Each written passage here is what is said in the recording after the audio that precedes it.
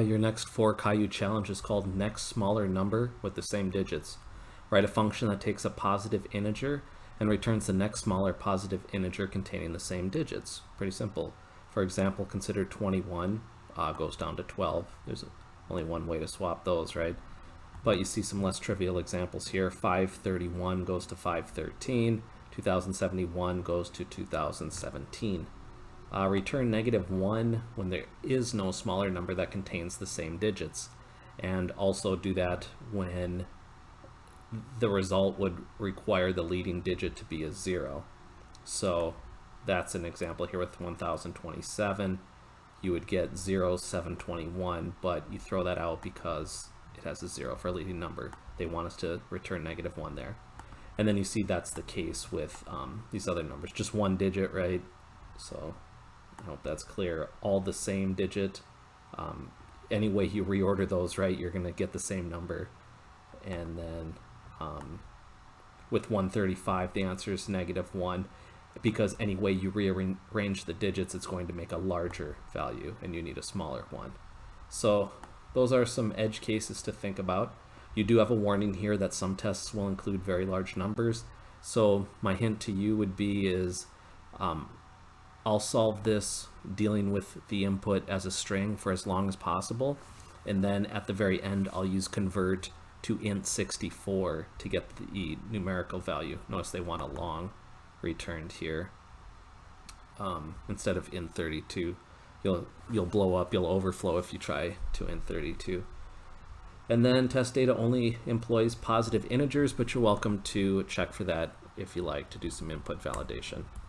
I think that's enough information to do this challenge.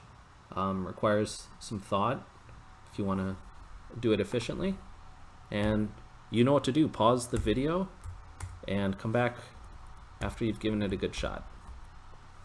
Okay, so I'm going to go into a solution here. And so if you try kind of a brute force thing, your answer shouldn't work out. You'll probably get like a timeout kind of thing. You could, of course, like I said, brute force, you just take the input and then you just decrement it each time in a loop, right? And so maybe you start at 2070, 2069, 2068, etc.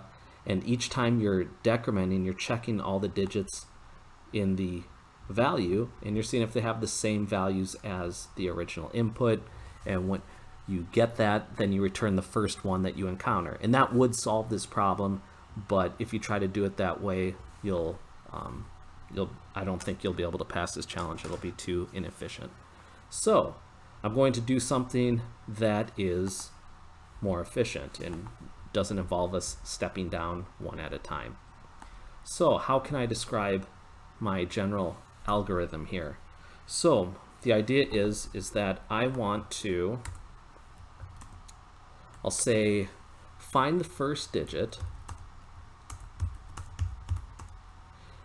that has a lower value after it. And I'll explain what I mean by that.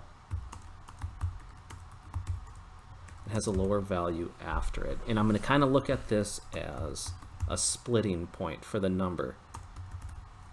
The idea being is that when I find, and when I say after it, let me write out an example here. Just consider the number 53621.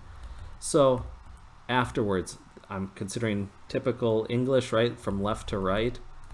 And so after it would be like 3 is after 5, 6 is after 3 and 5, 2 is after 6, 3 and 5, etc. And so I'm going to actually start from the right-hand side and sort of move backwards. 1 is only one number, but when I get to the 2 here, I'm looking at the digits afterward, the lower significant digits.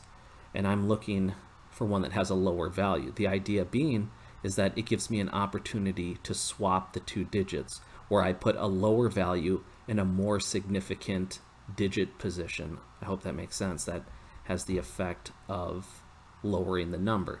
If I did the reverse and I put a higher value in a more significant position, then the number is going to get bigger, and that's the opposite of what we want to do. So that's sort of what I mean by this first statement here. Find the first digit that has a lower value after it. In this example case, it would be 2. maybe I should add starting from the right. Starting from right. I'll put LSD for least significant digit. Find the first digit that has a lower value after it. Okay, and that's what I'm calling my split point. And then I could say swap the split digit with the next lower value in the digits occurring afterwards.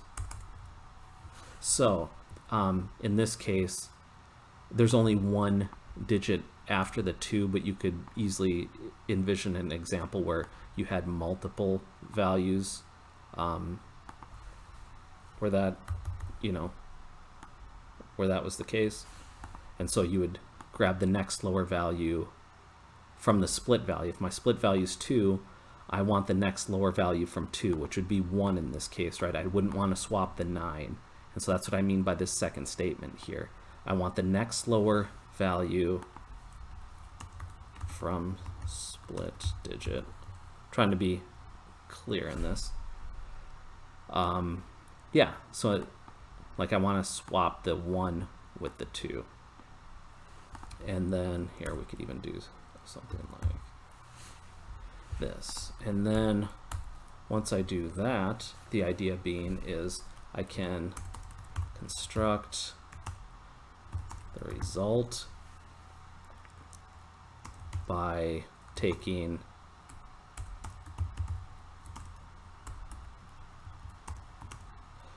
original characters, I'll say digits, before the split,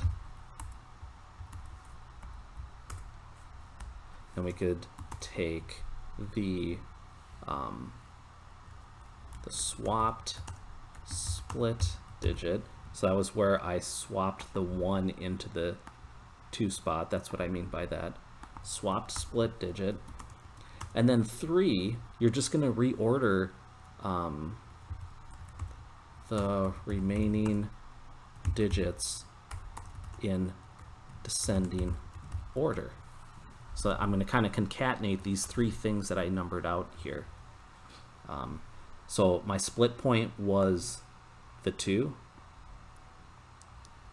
Actually, I didn't follow my advice there, but my split digit in this case would be the 2, right? So I'd swap the 1 with the 2 to construct this thing. Then I'd have the 5, 3, 6, right? They were just part of the number before the split point. They're going to remain the same. Then I'm going to have the swap digit, which would be the 1 in this case. And then I'm just going to, so imagine the 2 and the 1 switch places, and then I want the 2, 9, 9, 9 in descending order. So that would be like 9, 9, 9, 2, right? And I hope that's clear. That gives me the closest lower number by doing it this way. I bumped the 2 down to a 1, and then I wanted the highest value with the 1 here, right? I wouldn't want 9, 2, 9, for example, because that wouldn't be as close to the original value. This one is closer. That's the next lower value. So I hope that's clear what I did here. And then, of course, at the very end, you'd have to convert string result to long and return it. So that's what I want to do here. That's my algorithm in a nutshell. And I'm going to make a helper method to help us get this split position. That's kind of the heart of this thing. So I'll call it private static int. It's going to return an index for us, and let's just call it get split index. And that will be given, we'll call it a string. You could convert to a string within this method if you want to pass it as a long, like the input comes in, but I'll just say end to text when I call it. So good, we're going to get some string number. And then, as I mentioned, we're going to process this thing from the right, and we're going to be looking for numbers that occur afterwards. So let me get some of this set up. We'll say if int I equals numText.length, right? Because we're starting from the back. And notice I'm going to say minus, normally you'd say -1 if you wanted the last value, but I'm going to go -2 because there's nothing to do with the very last one. There's no digits that occur after the last digit by definition, right? So I'm going -2 so I have at least one digit to check for that's afterwards.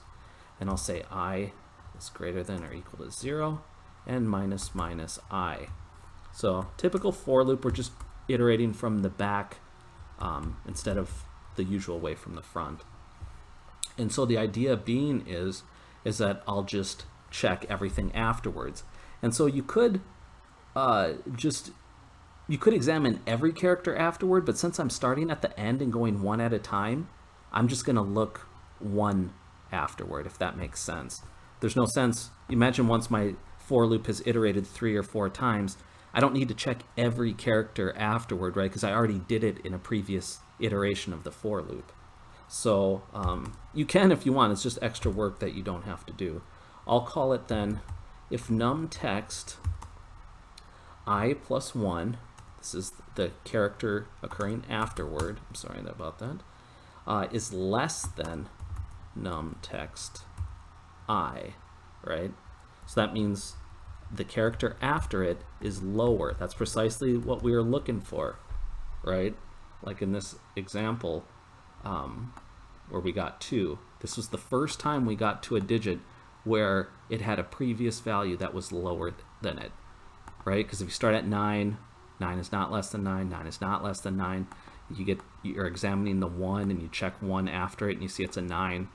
9 is not less than 1. And then you get to the 2 and you examine the character after it, it's a 1, and you go, ah, bingo, we found this is the first spot this happens. It gives us the opportunity to proceed.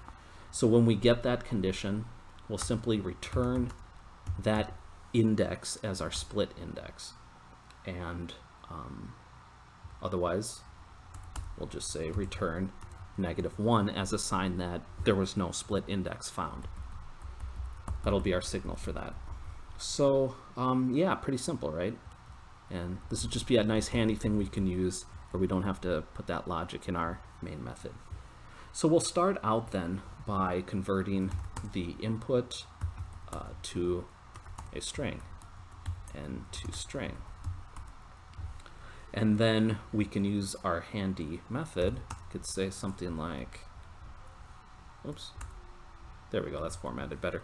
Let's call it the split index equals get split index on numText. So this is going to show us where our split happened. Good. And then quite simply, we can take care of a number of cases here. If we could say if it's less than 0, remember we told it to return -1 if a split index wasn't found.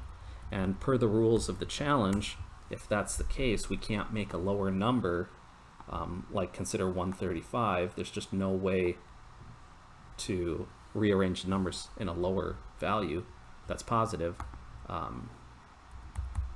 then return -1. And so if we reach that case, we'll simply say, hey, no need to go to any lengths calculating anything else. We will just return -1 here. We found a case for that. Now we can handle the remaining cases, the general case. So what I'm going to do then is I'm going to sort of make a collection for the characters that I'm going to rearrange. Remember, everything before the split index I want to preserve from the original input and keep the same. It's the numbers from that split point onward that are going to possibly get, well, that will get shuffled to produce the next lower value. So I'll create a character array. I'll just call it reorder, meaning I have intentions to reorder this in the way to get the next lower value. And I could say numText and, oops, sorry. We want the substring and we want the part after the split index, right? So with substring, we tell it where we want to start from. In this case, split index.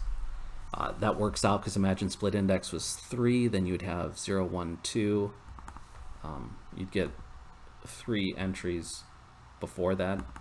And so I'm saying start at the split index and give us everything after that. If you don't tell it how many characters to take, it just takes all the remaining, which is what we want. We want all the things, including the split index itself.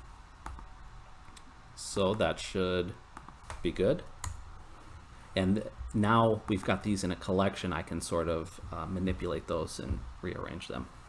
So the next part of the algorithm, then, I got to find which digit. Let's kind of go over this. Original digits. So we did this starting from the right. That was what our get split index method did.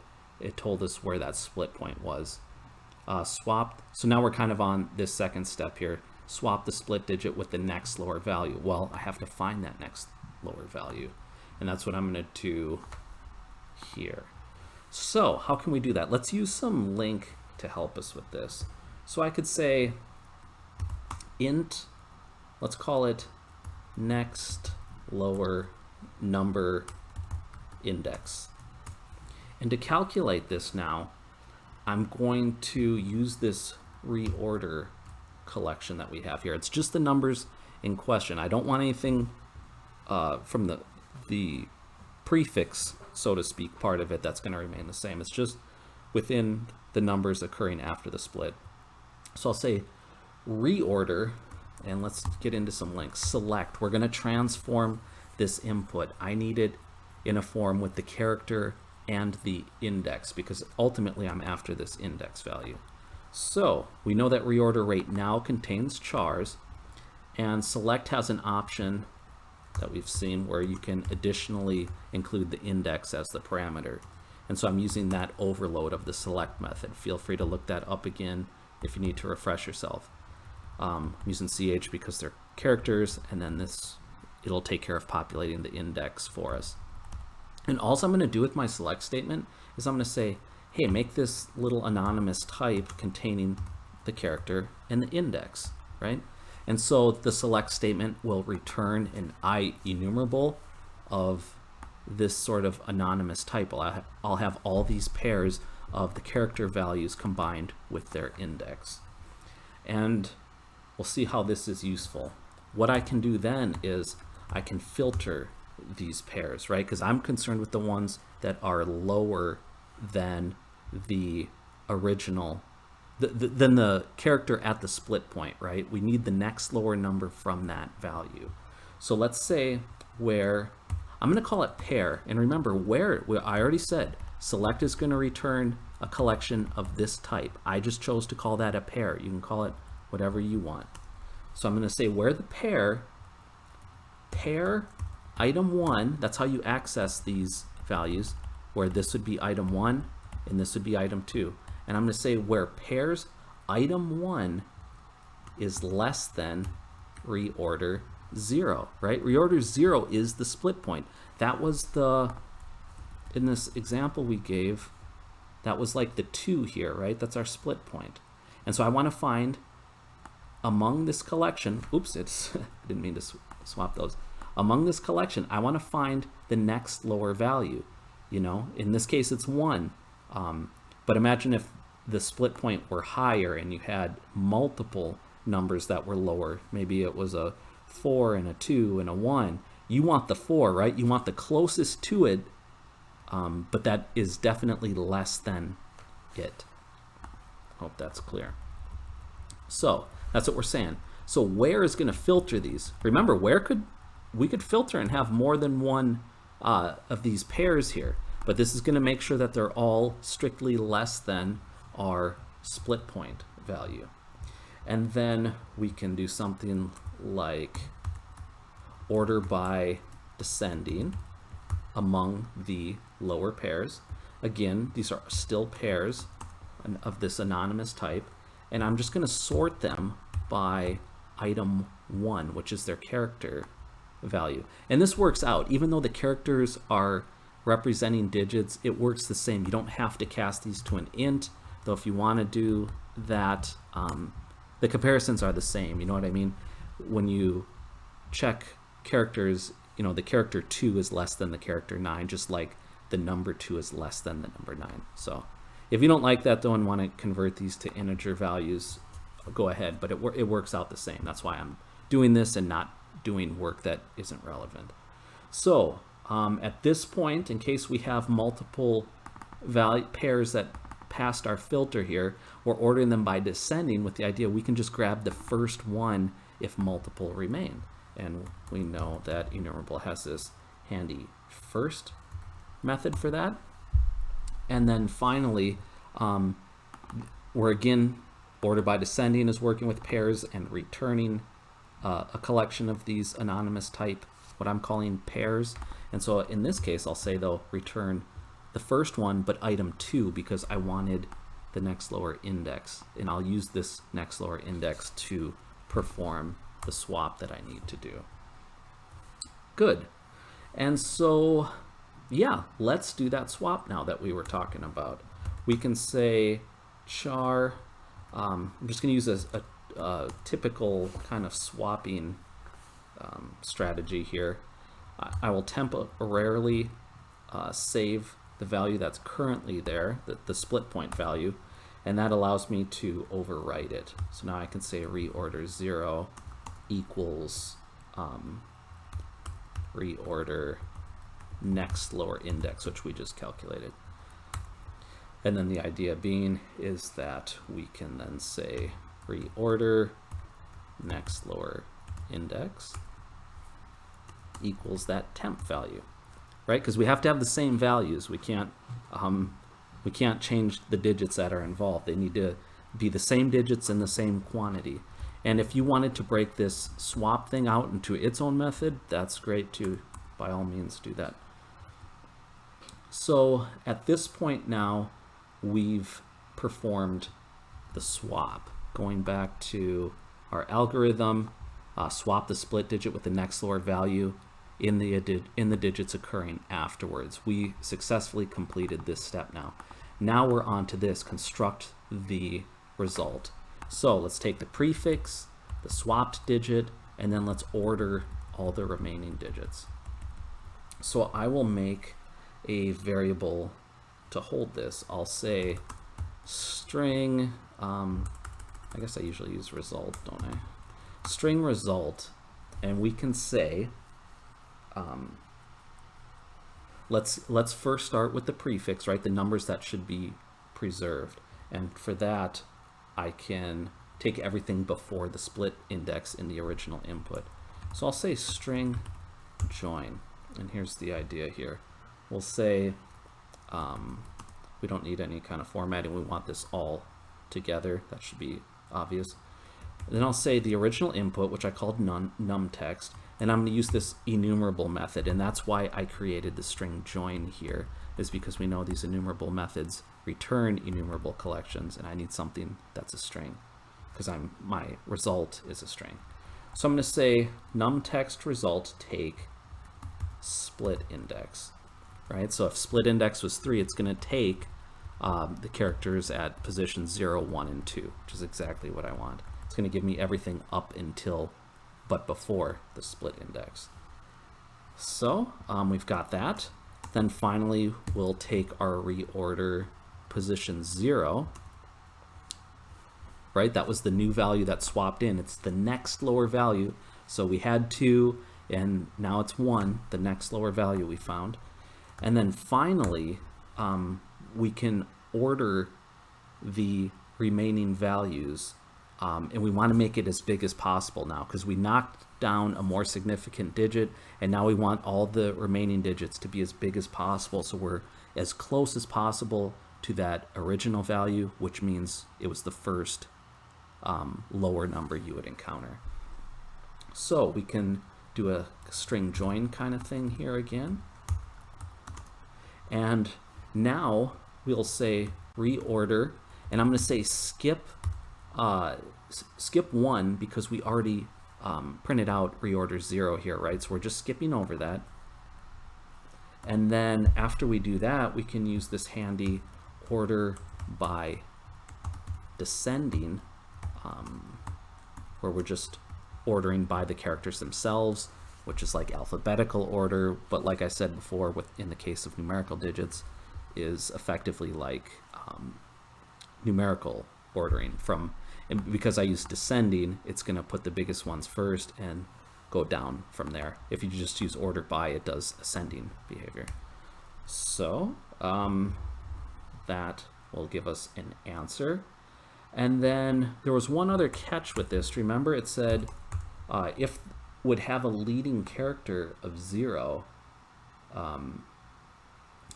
then it should return -1, right? That shouldn't count.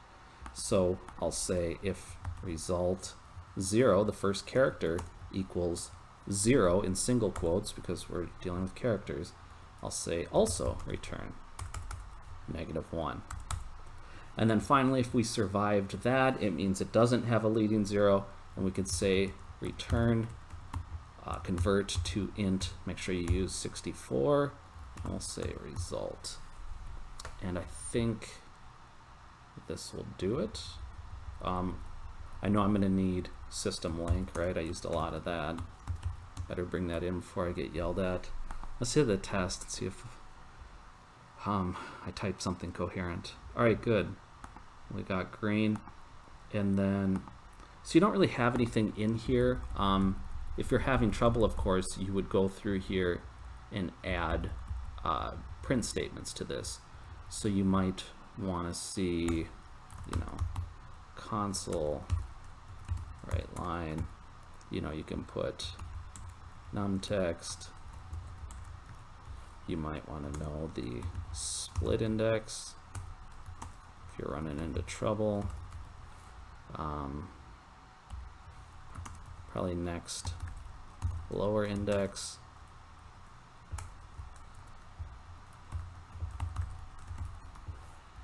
And whatever else you want. Maybe even the answer too, but I'm just trying to show you. We hit green, so. It's helpful too if you're not sure how the algorithm's working too. Just put debug statements in so you can see these variables changing, right? Like 21, the split index was 0, right? The 2 is the first position we hit where it has a lower value afterwards. The next lower index would be index 1, which looks good. And obviously we returned the right answer of 12 because the test passed. But yeah, feel free to print out the result, but when you get the test wrong, it'll tell you what you return, so I guess you don't need to print the result. But if you're confused about how the helper method works, you could add a print statement in there as well. I'm going to hit attempt. Okay, good. So we're clear for takeoff. I'm going to remove my print statements, but you could go through these and look to see how the larger one worked as well. I'll go ahead and get rid of this. Get split index looks good.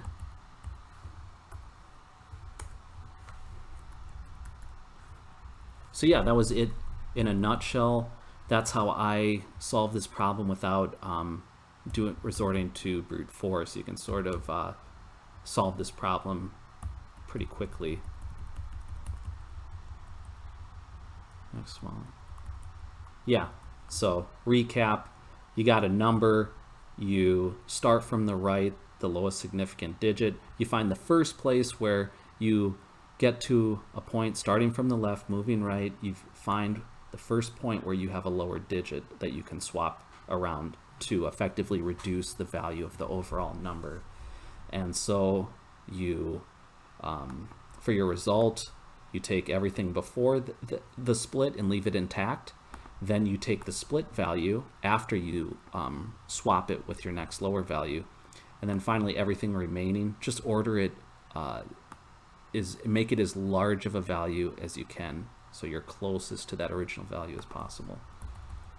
And yeah, use some handy link methods there. What do you think? Should I leave the algorithm in there? Is that helpful to people when they see that?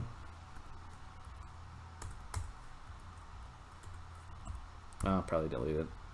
It's wordier than it needs to be.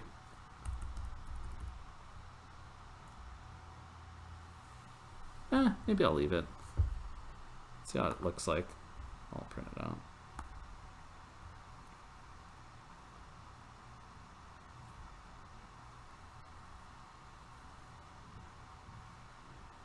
Yeah, maybe I'll leave the algorithm in there.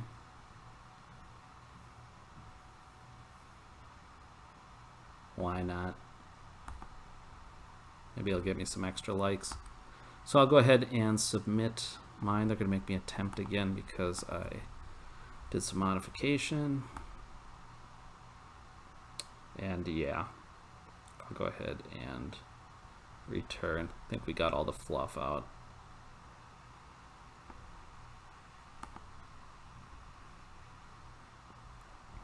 There we go. We're over 1,200 now, looking good. Crushed another 4 Caillou challenge. Make sure you go in here and see what you can learn from other people too. And I'm going to do the same. That's how I improve my game. But yeah, so this one's nice and short. Anyways, I'll leave you to that. You know where to find me if you have questions, comments, concerns. Otherwise, thank you as always for watching, and I'll see you in another video.